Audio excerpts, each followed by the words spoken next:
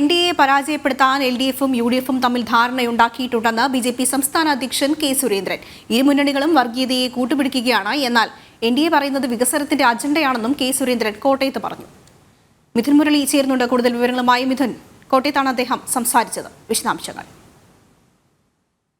കോട്ടയത്ത് എൻഡിഎ നേതൃയോഗത്തിൽ പങ്കെടുത്തുകൊണ്ട് സംസാരിക്കുകയായിരുന്നു അദ്ദേഹം.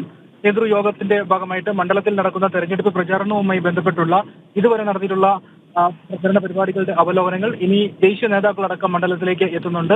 19-ാം തീയതി ബിജെപി ദേശീയ അധ്യക്ഷൻ ജെ പി നദ്ദ ഉൾപ്പെടെയുള്ള ദേശീയ നേതാക്കൾ മണ്ഡലത്തിലേക്ക് എത്തുന്നുണ്ട്. ഇത് സംബന്ധിച്ചിട്ടുള്ള തെരഞ്ഞെടുപ്പ് പരിപാടികൾ അവലോകനം ചെയ്യുക തുടങ്ങിയ കാര്യങ്ങളായിരുന്നു ഈ നേതൃയോഗത്തിൽ പ്രധാനമായും ചർച്ച ചെയ്ത്. ഇതിനോട് അനുബന്ധിച്ചുള്ള മാധ്യമങ്ങളെ കാണുന്ന കൂടിക്കാഴ്ചയിലാണ് മുഖ്യമന്ത്രിക്കെതിരെയും ഒപ്പം തന്നെ സംസ്ഥാന സർക്കാരിനെതിരെയും രൂക്ഷമായ വിമർശനം ബിജെപി സംസ്ഥാന അധ്യക്ഷൻ കെ സുരേന്ദ്രൻ പറഞ്ഞത്. മുഖ്യമന്ത്രിക്കെതിരെ പ്രധാനമന്ത്രി കഴിഞ്ഞ ദിവസങ്ങളിൽ കാട്ടാക്കടയിലും മറ്റും സംസാരിച്ച പല കാര്യങ്ങൾക്കും മുഖ്യമന്ത്രിക്ക് മറുപടിയില്ല. യുഡിഎഫിനെ വിമർശിക്കാതെ എൻഡിഎ മാത്രം വിമർശിക്കുന്ന സമീപനമാണ് മുഖ്യമന്ത്രിയുടെ ഭാഗത്തു നിന്ന് ഉണ്ടാകുന്നത്.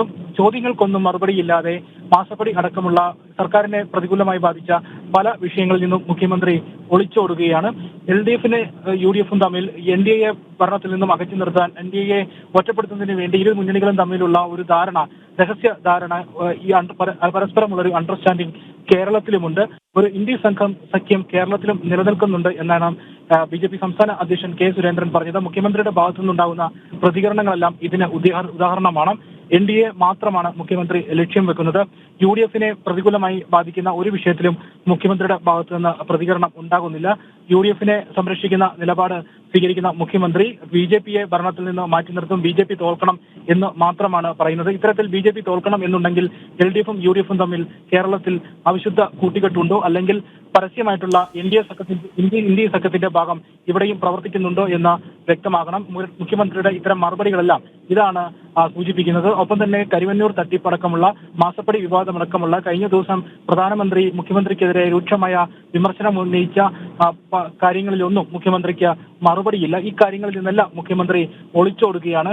സാധാരണക്കാരായ ജനങ്ങളുടെ പണമാണ് സഹകരണ ബാങ്ക് തട്ടിപ്പിന് ഇരയായി അവർക്ക് നഷ്ടപ്പെട്ടിരിക്കുന്നത്. ഈ പണം തിരികെ വീണ്ടെടുത്ത് നൽകും എന്നാണ് പ്രധാനമന്ത്രി പറഞ്ഞത്. പക്ഷേ മുഖ്യമന്ത്രി ഈ കാര്യത്തെ പരിഹസിക്കുകയാണ് ചെയ്യുന്നത്. സാധാരണക്കാരായ ആളുകളുടെ പണം നഷ്ടപ്പെട്ടതിൽ, അല്ലെങ്കിൽ അവരുടെ പണം തിരികെ കൊടുക്കുന്നു എന്ന് പറഞ്ഞതിൽ മുഖ്യമന്ത്രിക്ക് എന്താണ് ഇത്ര പരിഹസിക്കാൻ ഇരിക്കുന്നത്? ഈ കാര്യങ്ങൾക്കൊക്കെയാണ് മുഖ്യമന്ത്രി മറുപടി നൽകേണ്ടത്. പക്ഷേ അത്തരം മറുപടികളൊന്നുമില്ലാതെ വർഗീയ പ്രീണന നയമാണ് ഇരു മുന്നണികളും യഥാർത്ഥത്തിൽ കേരളത്തിൽ നടത്തിക്കൊണ്ടിരിക്കുന്നത്. ഇവർ ഇന്ത്യ സഖ്യം ഇവിടെയും രഹസ്യമായി നടപ്പാക്കിക്കൊണ്ടിരിക്കുകയാണ്. വർഗീയ വിഭാഗ സംഘടനകളുടെ എല്ലാം ഒരു കൂട്ടുകെട്ട്, അവിശുദ്ധ കൂട്ടുകെട്ട് ഇരു മുന്നണികളും കേരളത്തിൽ നേടുകയും ചെയ്യുന്നുണ്ട്. എൻഡിഎ വികസനം മാത്രമാണ് പറയുന്നത്. മോദിയുടെ ഗ്യാരണ്ടി അടിസ്ഥാനപ്പെടുത്തിക്കൊണ്ട് വികസിത രാഷ്ട്രീയം സാധ്യമാക്കിക്കൊണ്ടുള്ള ഒരു തെരഞ്ഞെടുപ്പ് പ്രചാരണമാണ് ഇന്ത്യയെ മുന്നോട്ട് വെക്കുകയും ചെയ്യുന്നത് എന്നാണ് കെ സുരേന്ദ്രൻ കോട്ടയത്ത് വാർത്താ സമ്മേളനത്തിൽ പറഞ്ഞത്. എന്തായാലും ഈ കോട്ടയം മണ്ഡലത്തെ കേന്ദ്രീകരിച്ചിട്ടുള്ള ഇന്ത്യയുടെ നേതൃയോഗം ഇപ്പോൾ പുരോഗമിച്ചുകൊണ്ടിരിക്കുകയാണ്. ഇന്ത്യയുടെ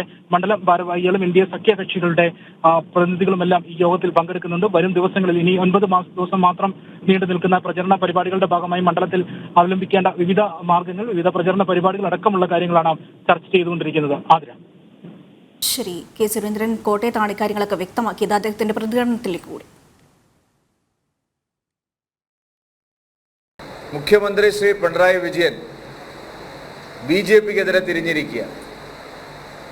ഈ തെരഞ്ഞെടുപ്പിൽ അദ്ദേഹത്തിൻ്റെ പ്രസംഗങ്ങൾ മുഴുവൻ ഭാരതീയ ജനതാ പാർട്ടിക്കും ദേശീയ ജനാധിപത്യ സഖ്യത്തിനും എതിരെ മാത്രമാണ്. നിയമസഭയിലെ ഔദ്യോഗിക പ്രതിപക്ഷമായിട്ടുള്ള യുഡിഎഫിനെ സംബന്ധിച്ച് ഒരു വിമർശനവും കാര്യമായി മുഖ്യമന്ത്രി നടത്തുന്നില്ല. മുഖ്യമന്ത്രിയുടെ വിമർശനങ്ങളുടെ കുന്തമുന അദ്ദേഹം തിരിച്ചു വച്ചിരിക്കുന്നത് മോദിയിലേക്കും എൻഡിഎയിലേക്കുമാണ്. പ്രധാനമന്ത്രി ഉന്നയിച്ച ഒരു ചോദ്യത്തിനും മുഖ്യമന്ത്രി മറുപടി പറയുന്നില്ല.